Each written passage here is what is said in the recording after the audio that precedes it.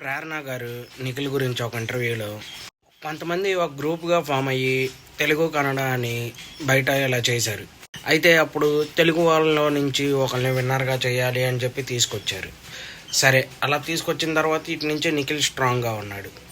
అయితే తెలుగు వాళ్ళు నిఖిల్ని విన్నర్ చేశారు, ఎందుకంటే నిఖిల్ గేమ్ ఇష్టపడి. కానీ బయట ఉన్న వాళ్ళ ప్రచారం ఇది కాదు, ఇదంతా లోపల వాళ్ళు చేసింది అని చెప్పి చాలామంది, అంటే కొంతమంది ఒక గ్రూప్ ఆఫ్ పీపుల్ అని చెప్పి ప్రేరణ గారు చెప్తా ఉన్నారు.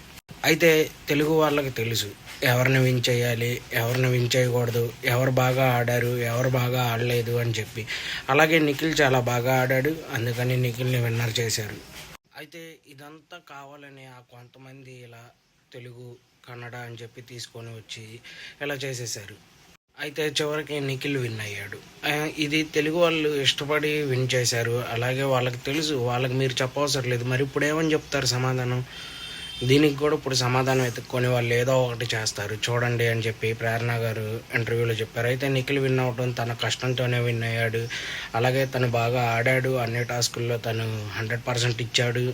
గెలిచిన తర్వాత కూడా తన అందరికీ రుణపడి ఉంటాను అని కూడా చెప్పాడు అని చెప్పి ప్రేరణ గారు చెప్పారు. అయితే యష్మి గారితో మీ ఫ్రెండ్షిప్ అంటే మామూలుగా మేము ఫ్రెండ్స్గానే ఉంటాం, మేమిద్దరం కలిసి ఓ సీరియల్లో చేస్తున్నాం ఇదివరకే, అంటే అది లోపల ఉన్నప్పుడు చెప్పారు. వాళ్ళిద్దరూ సీరియల్లో చేసినా అంత ర్యాపో లేదు వాళ్ళిద్దరి మధ్య అని. ఇంకా పృథ్వీ అంటారు, పృథ్వీకి నేను కూడా ఫ్రెండే, లోపల కొంచెం కోపాలు ఉన్నాయి, బయటకు వచ్చాక అందరం కలిసిపోయాం.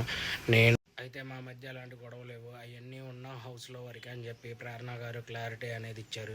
దీనిపైన మీరు ఏమనుకుంటున్నారో కామెంట్లో అనేది మెసేజ్ చేయండి. బాయ్.